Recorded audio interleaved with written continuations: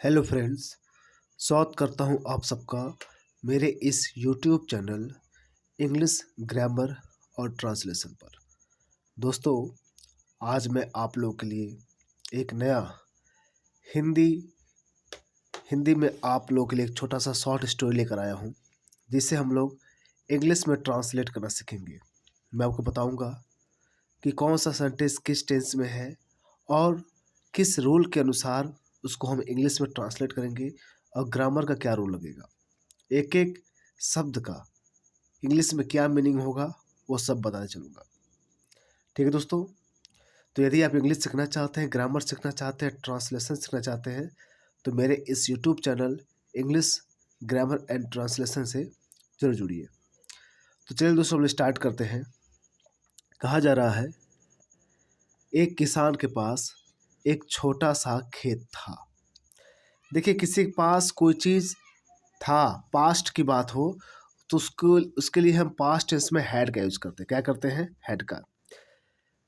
जैसे मान लीजिए, सब्जेक्ट लिखते हैं पहले इसके लिए, उसके बाद हम हैड लिखते हैं, फिर इसके बाद वो नाउन जिसके बारे में बात कर रहे हैं उसे हम ऑब्जेक्ट बोलते हैं, मतलब नाउन। फिर अदर वर्ड लिख देंगे। जैसे मान लीजिए कह दिया मेरे पास एक कार था, तो पास्ट टेंस में है ना, आई हैड अ कार। ठीक है, मेरे पास एक कार था। अगर प्रेजेंट की बात हो, मेरे पास एक कार है, तो यहीं पर सब्जेक्ट के बाद प्रेजेंट का हैज़ हैव लग जाता है, हैज़ या हैव। उसके बाद वही ऑब्जेक्ट प्लस अदर, ये प्रेजेंट के लिए है। जैसे मेरे पास एक कार है, आई हैव अ कार। क्या बोलेंगे? I have a car. Okay, उसके पास एक कार है, तो उसके पास सिंगुलर हो गया ही, तो ही हैज़ अ कार। ठीक है दोस्तों, तो इसके लिए पास्ट में है, एक किसान के पास एक छोटा सा खेत था। तो खेत था पास्ट की बात है, इसलिए इसको पास्ट में जाएंगे, हैड का यूज करेंगे। तो हम क्या कहेंगे? A farmer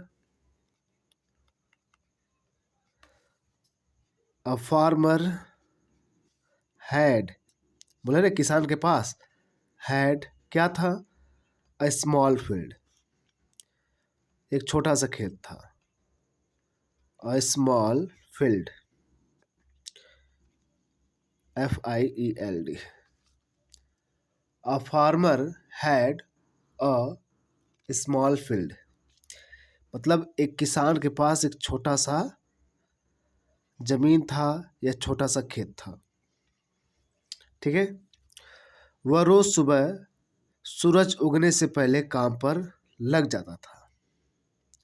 okay,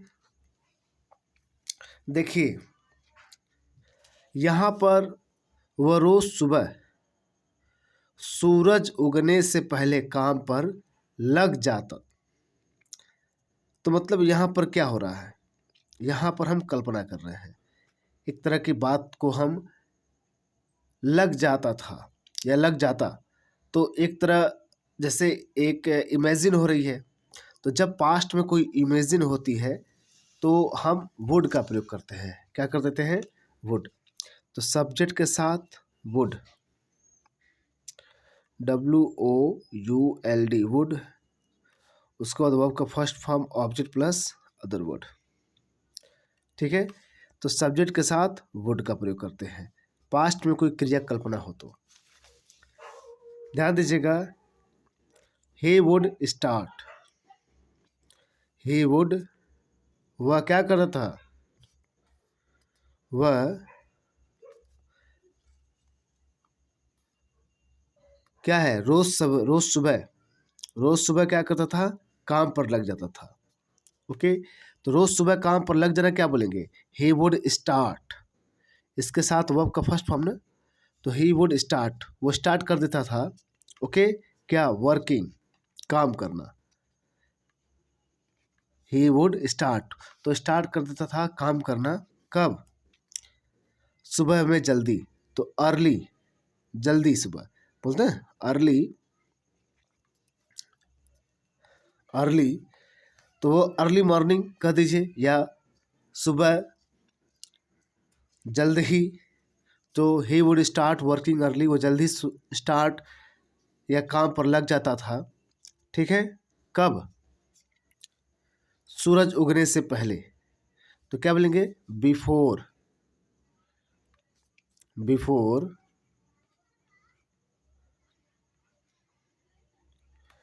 before sunrise every day.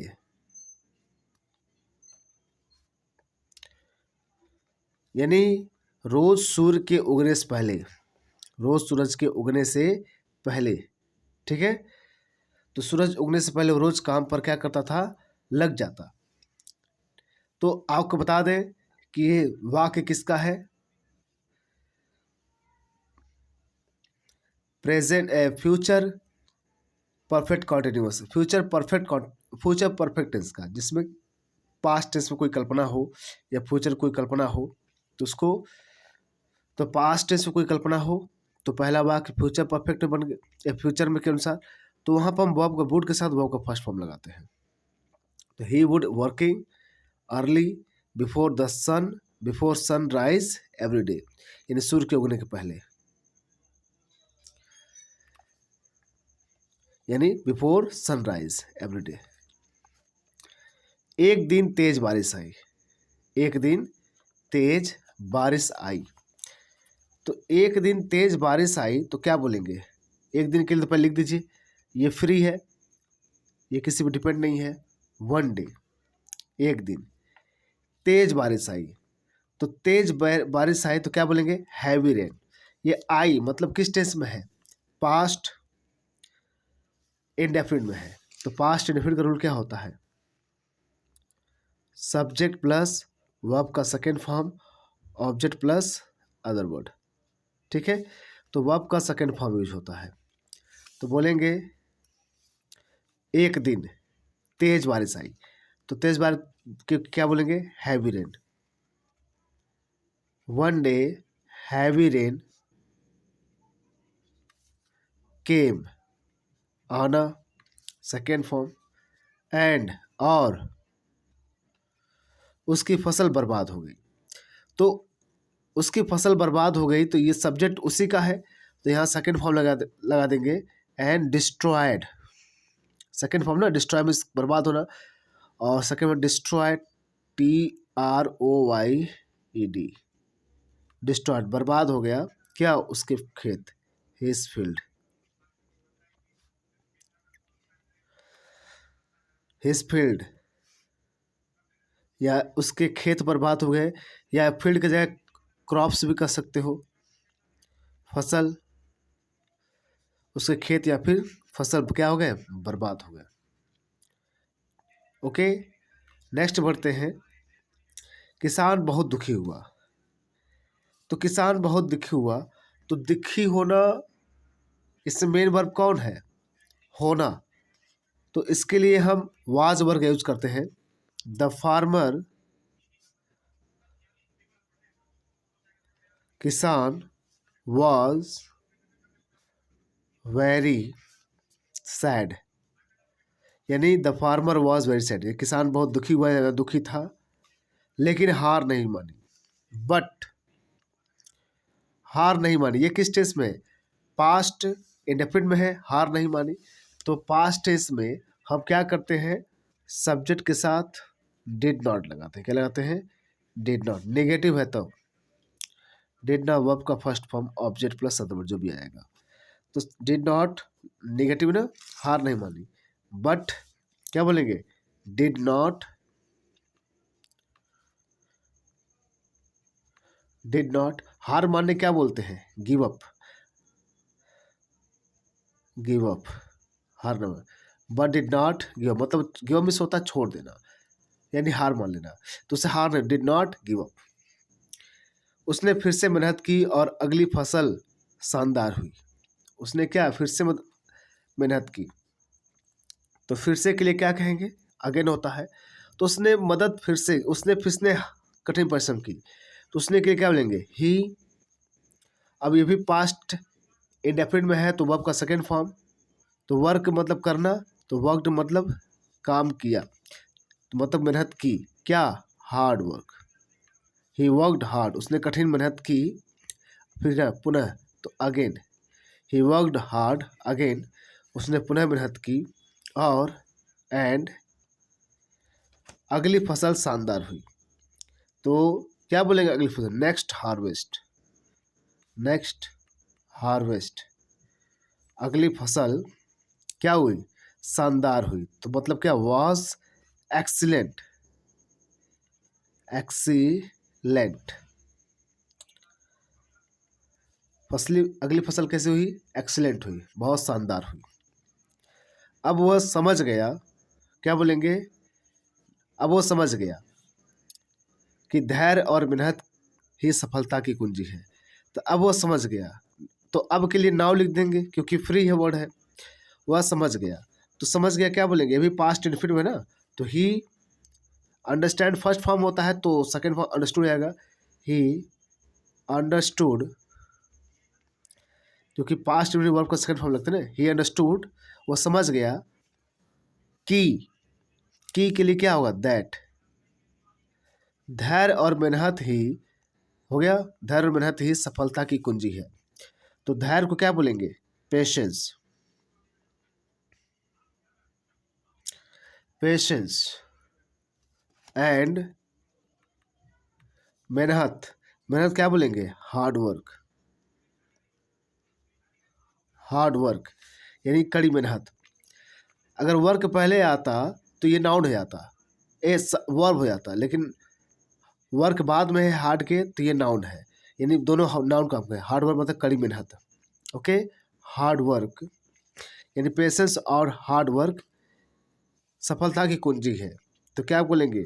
Are, are मतलब है ना, प्रेजेंट की ये एक सजेशन की बात कर रहा है। आर है, क्या है?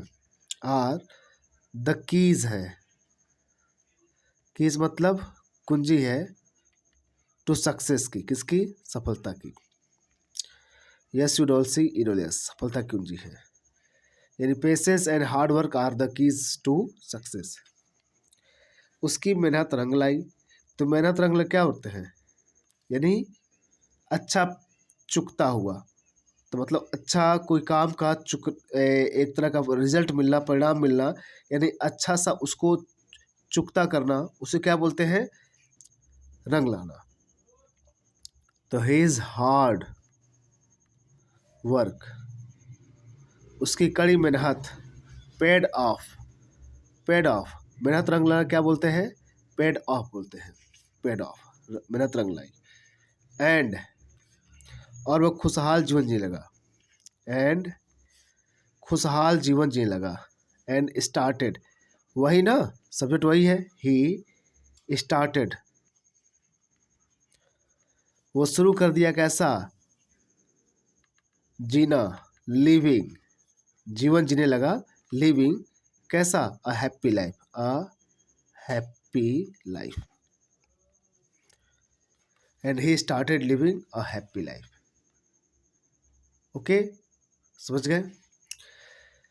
तो फिर से बता देता हूँ एक बार। A farmer had a small field, एक किसान के पास एक छोटा सा खेत था।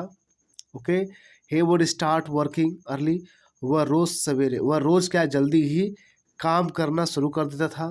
बिफोर सनराइज एवरी डे, सूर्य उगने से पहले। ही वन डे, एक दिन, हैवी रेन केम, एक हैवी रेन मतलब तेज बारिश आई, एंड डिस्ट्रॉय हिज फील्ड या क्रॉप्स, उसके खेत को, फसलों को बर्बाद कर दिया। The farmer was very sad, किसान बहुत दुखी हुआ, but did not give up, लेकिन हार नहीं माना। ही वर्कड हार्ड अगेन, वो कठिन परिश्रम करना जारी रखा। And the next harvest was excellent, और अगला फसल बहुत शानदार हुआ। नाउ अब ही अंडरस्टूड, वह समझ गया, that the patience and hard work, कड़ी मेहनत और धैर्य क्या है? आर द कीज, कुंजी है, टू सक्सेस, सफलता के लिए। His hard work paid of, उसकी कड़ी मेहनत ने क्या किया? रंग लाया, पेड ऑफ लाया, पेड ऑफ रंग लाई। एंड ही स्टार्टेड लिविंग, और वो जीने लगा अ हैप्पी लाइफ, खुशहाल जीवन। तो दोस्तों ये रहा आपका हिंदी पैसेज का, हमने बड़े आराम से इंग्लिश में ट्रांसलेट कर दिया। आशा करता हूँ आप लोग समझ में आया होगा। तो दोस्तों, यदि आप ग्रामर सीखना चाहते हैं, ट्रांसलेशन सीखना चाहते हैं, तो मेरे इस YouTube channel English grammar translation से जरूर जुड़िए। आपको यहाँ पर सब कुछ एकदम बहुत ही शानदार तरीके से समझाया जाएगा। ठीक है दोस्तों, तो मिलते हैं नेक्स्ट वीडियो में। Thank you very much.